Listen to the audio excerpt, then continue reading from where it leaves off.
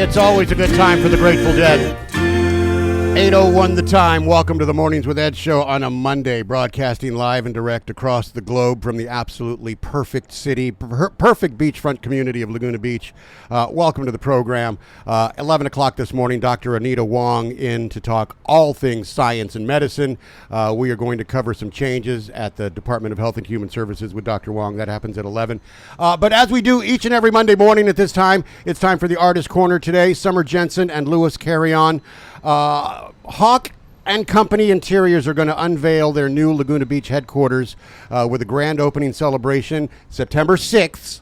And we're here to talk about that. We're here to talk about the amazing art of Louis Carrion as well, and the design, the amazing design brain that it takes to put something like this together. Summer Jensen, Louis Carrion, welcome this morning. How are you? Thanks so much. Thanks for having us. Thank you for being here. Us. I appreciate you being here. Yeah. First of all, I appreciate you being here early. I mentioned as I was on air. I have never seen an artist walk into the studio as early as Louis did this morning.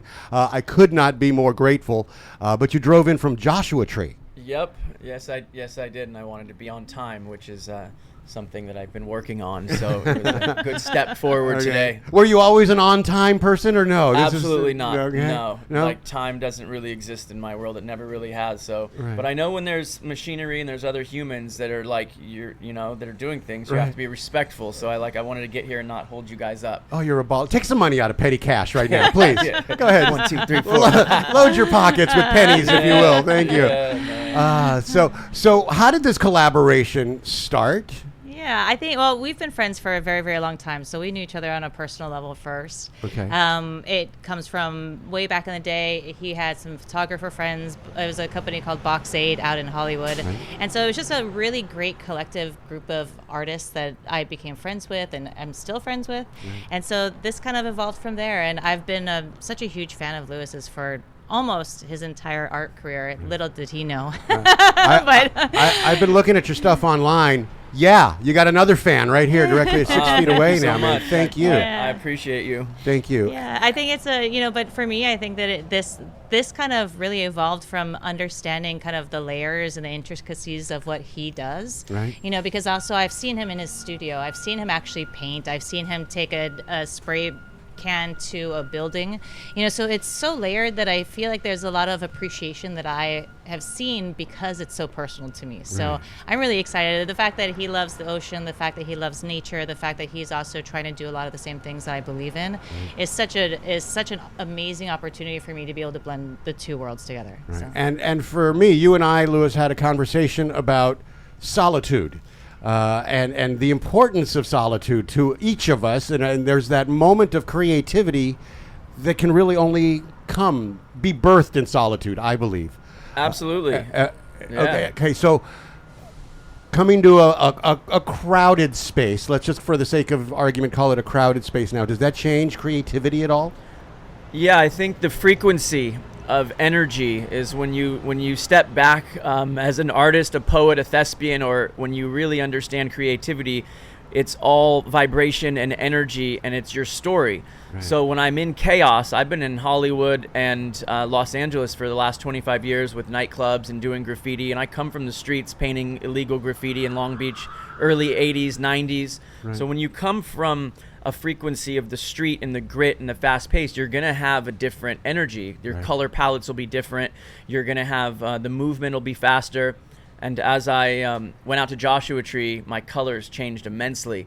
But it goes along with bohemian living, furniture, color palettes, the desert, sand, and then so it's sunset. So Right. it comes back and it marries the dialogue, because art is a pattern language. It's the dialogue of society, and so is building and designing.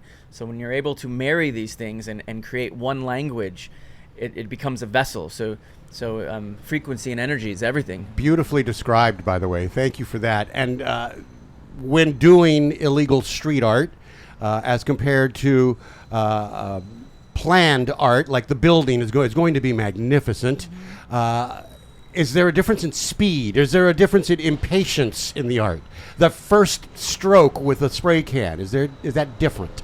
So when I pick up a spray can, It doesn't matter if I'm painting a private jet or a beautiful studio. Right. I become this child. It's a child within. When I have a spray can in my hand, it's the same movement. It's the same kid. It's timeless. Right. I become like just a vessel. I am just a vessel. Right. And so I translate that through time. And whether I'm the age I am now painting in Laguna Beach or the age I was then in Long Beach, you're getting the voice of culture. You're getting oppressed youth. You're getting climbing the ladder of society. You're getting Bob Marley. You're getting the Grateful Dead. You're getting Crushing Babylon, and then breaking down the doors and building bridges so you can connect to the art community, which is hard to do. Right. Oh, I love that. Okay, so you mentioned Grateful Dead, and I can't let this pass. Yep. You toured with the Grateful Dead for a while. Tell us about that, please. Yeah, so 1989 or 90, my mom took me to my first 5 Grateful Dead shows in Oakland, and I was big into graffiti at that time. So it's at the Oakland Coliseum, and then behind the Oakland Coliseum was like they're called the Dream Yards, where Dream and all the graffiti artists. So it was kind of like this just vortex of energy. I went into the first Grateful Dead shows, saw like my favorite graffiti artists in Oakland, and then just the community. And I dropped out of high school within like 6 months and jumped in a van with my best friends, and we traveled to the East Coast and all through the West Coast. And I saw over 200 plus shows and learned about supply and demand and capitalism at a young age, selling beers, grilled cheese, and whatever it did to get a ticket in a hotel or sleep on the street. Right, you know, right. It was everything. And there's no better combination of food than beers and yeah, it was everything. Grateful nothing Dead better. tour was everything. I'm curious as to street art. When you complete a piece, let's say it's under a freeway, a bridge or something. You complete a piece. Sometimes another artist will draw over that. Yeah. Or you'll find your graffiti has been vandalized for all intent and purposes. That's got to be heartbreaking. Yeah, it's one of the but see, that's why I have the spiritual endurance to break into the art world, because when I come from graffiti, you had to, back in the day it wasn't cool. Before street art, like when we come from graffiti, it wasn't cool. You didn't tell your girlfriend. You couldn't tell people because you were looked at as like a vandal. So, and then you have all these other names painting the freeways, and you don't know what they look like.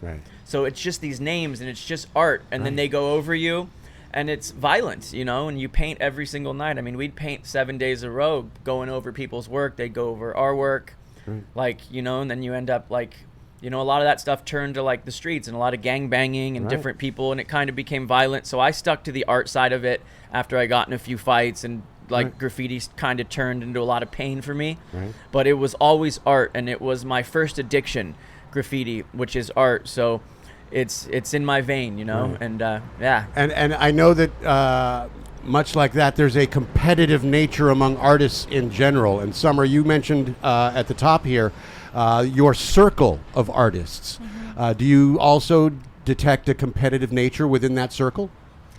And do you manage that competitive nature? I think that there's always going to be ideas that people are looking to express, and I think that people want to be able to express them and maybe to have the loudest voice. But at the same time, I also feel like what I look for in art is actually a very specific voice. I look for people who have a defined or maybe mature voice in what they're trying to say, and that voice sometimes changes. Like I've seen his art totally change over the years, and I've seen him like you're talking about like the speed of which the art happens sometimes. I've even seen him throw the can into his other hand and paint something just for the fun of it, right? just to try to like to play with the idea of movement and the way that it all works together, right? But these are things that have really come about because of years and years of practice, right? So it's almost that steadiness of what of the way that the language is expressed in the art that I really am drawn to. And there's wonderful artists, so I really pick out my few, and like I've had him on my list for a very long time. So I knew that this building, when I finally moved to Laguna here, I knew that this was the time to have him come. Perfect. And does the art change if the can is in your other hand?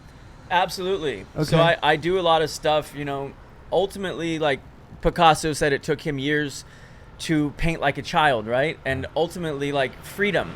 And you art school and society teaches you to stay in the lines, and a lot of people lose the flow, in my opinion. So I'm left-handed. I paint with my right hand when I want it to look very ignorant and childlike, or blindfolded in the studio, Right. because you can't get that. Like you can't get that at art school. You can't get that anywhere. That comes out of the body, which goes back to energy and movement and frequency, and that comes like through the human connection, the vessel.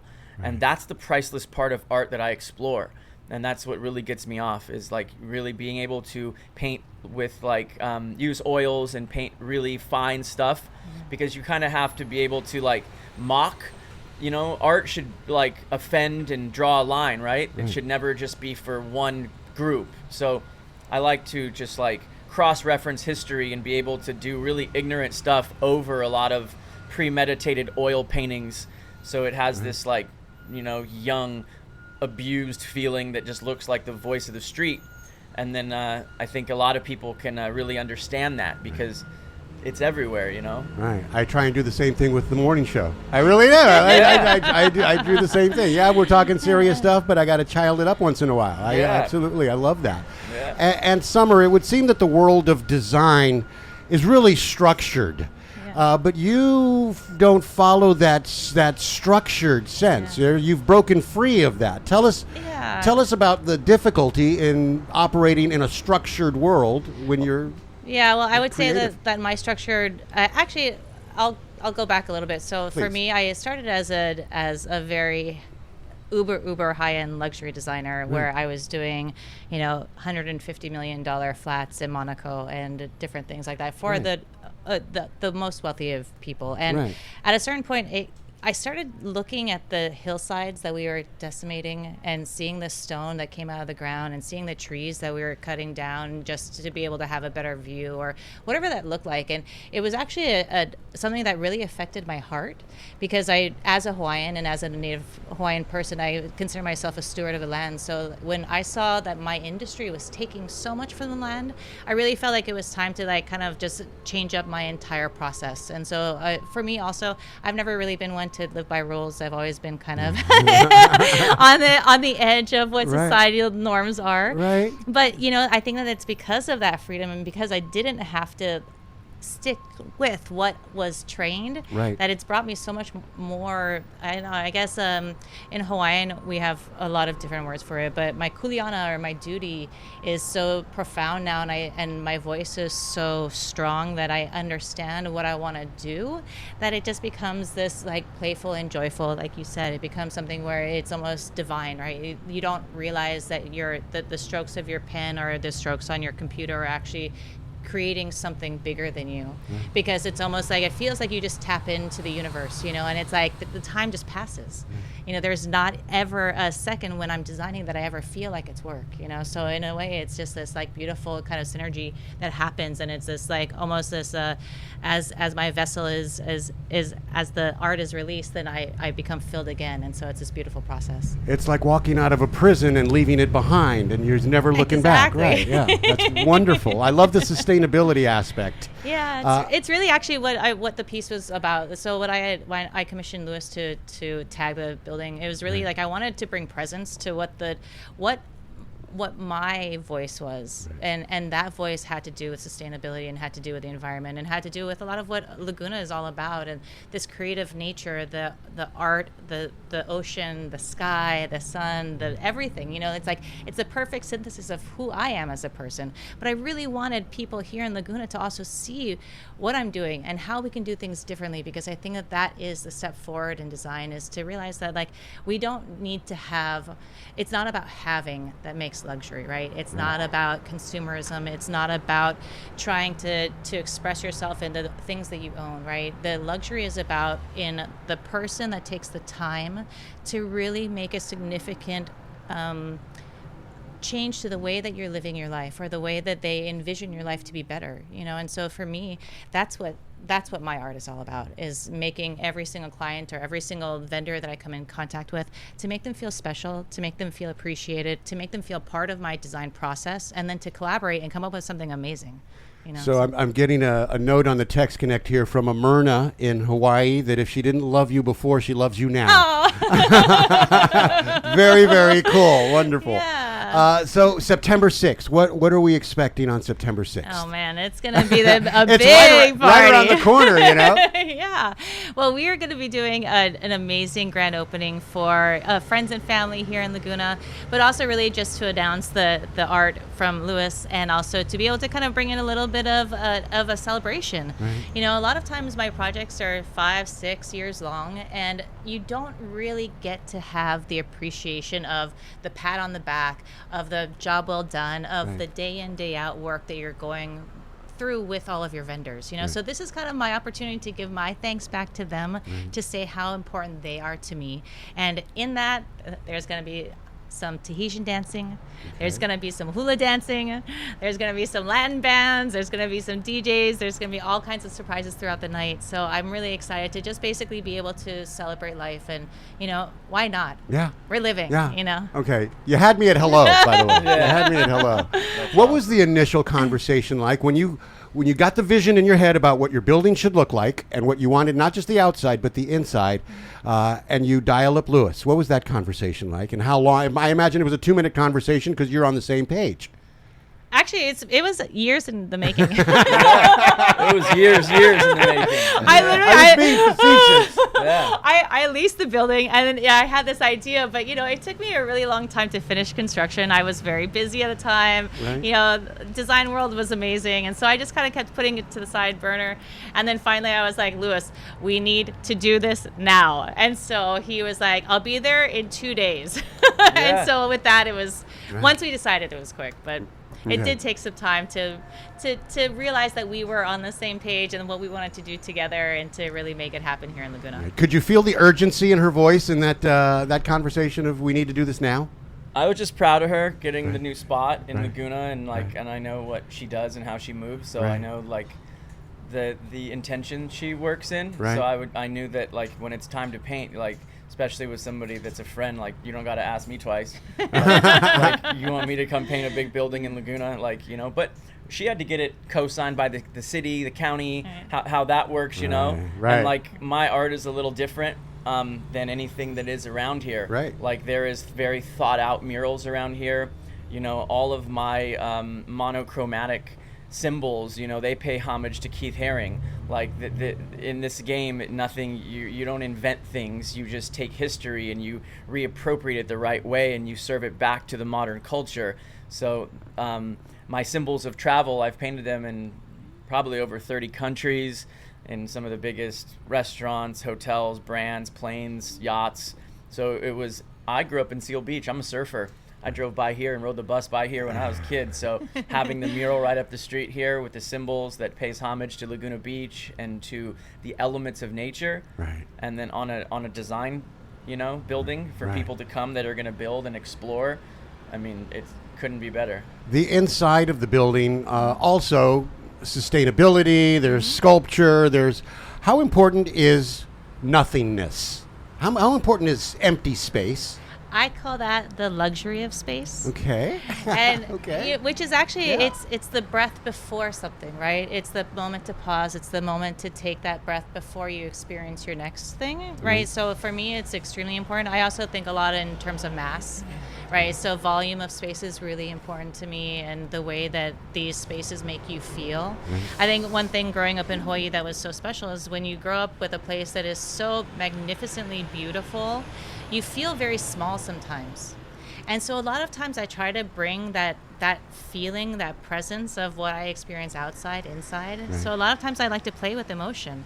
I want people maybe to feel maybe more condensed in a space, to then open up to something greater, to be able to feel that difference, right? So that it almost takes your breath away, the same way that maybe going into a beautiful mountainside might, when you feel that, when you look up and you're just feeling this presence of awe. That's what I try to really bring into my spaces. So I'm 100% on board with space, and I'm also 100% on board with outdoor space. Right? Not everything needs to be indoor space in order to have spaces that feel like you and that feel special and that you want to enjoy life in, right? So I think Laguna does a great job at this. I've had so many friends here who have made their deck into their second living room. I'm actually working on a house right now that used to be Ricky Sambora and Heather Locklear's house. Okay. And their entire, when I saw pictures of what their outdoor deck looked like, I mean, that was where they lived. The house was like 750 square feet. The deck was like another 1,500, you know? So it's really almost this, it becomes opposite, right? Like we want to enjoy the outside here because the weather is so beautiful so much of the time that why stay indoors, you know? This is such a cool vibe here. This is a great vibe. Did the city, and I know it's tough to get permits and everything through the city. I know that process. Yes. Did they get the vibe that you wanted? Oh yeah, they initially? were like the art commission was amazing, and it was actually really refreshing because their one thing that they said to me during the review was, we have nothing else in Laguna that looks like this. No, there is nothing else. And I thought that was super cool, especially considering how much of especially Laguna Canyon is also young, right? With the college right there and with the art school, and like, so to have this younger presence, this more urban kind of vibe that really kind of connects maybe to a younger generation of artists, I thought was an amazing idea and really kind of bring together everything that this community really stands for. Right. And Louis, again, great energy from the moment we first met. I'm curious as to the creativity that comes out of you, whether it is rapping or whether it is painting. Is it equal when you're in a dark place as when you're feeling really cool, really happy? Is there a different vibe to the art itself? I think absolutely, yeah. And it's taken, you have to become, you have to find self-love. And my whole narrative through my art is bridging like the boundaries of people, the psyche of human beings. And I want to believe that my work can heal. And when people look at my work, that it can tell a story. Because I don't just sell paintings to people. I literally get adopted into their family. And people that buy my work have had, you know, family with alcoholism, drugs, addiction, so many of the contemporary things that we see in society. But I was a drug addict. I'm sober from alcohol. I was in prison. I had to go through a whole transformation and manifestation to find self-love. And then it was hard to paint, honestly. Because when you're happy, like, what are you supposed to paint? Butterflies and cupcakes, you know? Like, what's better than writing dark poetry and then, like, getting in a studio and then, like, really, really, like, abusing the canvas with, like, all the trauma. I mean, so art, that's a big question, and that's a great question. But I believe that you can find all the pieces in you that you need to tell your story, because as artists, that's all we are. We're narrators of our own life, and you can find it. And I like painting dark and I like painting light, but the duality is where I find myself in both. I'm making myself a mental note. Take my butterfly and cupcake painting off the wall in the kitchen when I get home. Gone, man. It's gone. In the trash. We have special places for art. It's called the powder room. Pieces like that. Yeah. And I wasn't making fun of butterflies or cupcakes. I have butterflies tattooed all over my body. So how can our listeners support you best? How can not just the listening audience here in Orange County, but listeners across the globe, how can we support you best? Well, I think to support me best would be to take the time every day to really just look at your own life and see, what can I do better? What can I do better to maybe lessen my load on this world? You know, for me, my construction waste is over 30% of all landfills in the world. So I know where my work has to start, right? But what can we all do? Is it just taking one less water bottle? You know, water bottle takes hundreds of years to decompose. Like, what can we do every single day to just make this life a better world for everyone? You know, what can you do to say hello to someone? That's the best way to support me. I love that. I spend a good portion of time cleaning Mylar balloons out of kelp, man. Like, it pisses me off sometimes, you know? And when you saw the building, when you came and you first laid eyes on the building, did you already have an idea of what it was going to look like? Well, I do my symbols. They're like a symbol framework that I've been doing for over a decade. So I take the patterns or the symbols and change them a little bit. So I did some hawks in there for the Hawk and Company, yeah. And did more of the elements, the waves and the clouds and the cactus, and just kind of made it more of the language for here. You know, when I'm in a city or I'm doing another project, maybe I'm doing more consumerism type stuff, depending on the brand. Right. But yeah, I knew that it would have a flow here and a pattern, and it's fun to drive by. And you lived in Costa Rica for a while. I am currently in Costa Rica in Joshua Tree. Okay. Yeah. So both locations, and Costa Rica, you get the best of the seaside, and Joshua Tree, you get the best of the desert. Yeah. And in your art, we see a combination of those two absolutely perfect spots. It's I believe that you should put yourself, life is short, and then I wanted to put myself in two places that I always feel good, and I have to do that as my spirit. I'm pretty high risk and had a pretty crazy life, so Right. Me like being in places that keep me tranquilo, and I get to surf and then go back to the desert and be there and go into my studio. It's just a lot better for my spirit and my work. My day is better for having had this conversation so far. It Yay, really is. good. So September 6th, well, I want to mention that one more time. September 6th is the big grand opening. Yes. How do we get involved? How do our listeners find you? Give us numbers, or give us website addresses? Yeah, however. if you want to find us, the best way is to go onto Instagram. I think that has our most recent kind of works and everything that's happening with Hawk & Co. The address is at hawkandco.com, HAWKANDCO. And if you want to kind of come by the studio, please go ahead and email me. Our information is online, and we'd be happy to show you around, show you what we're doing.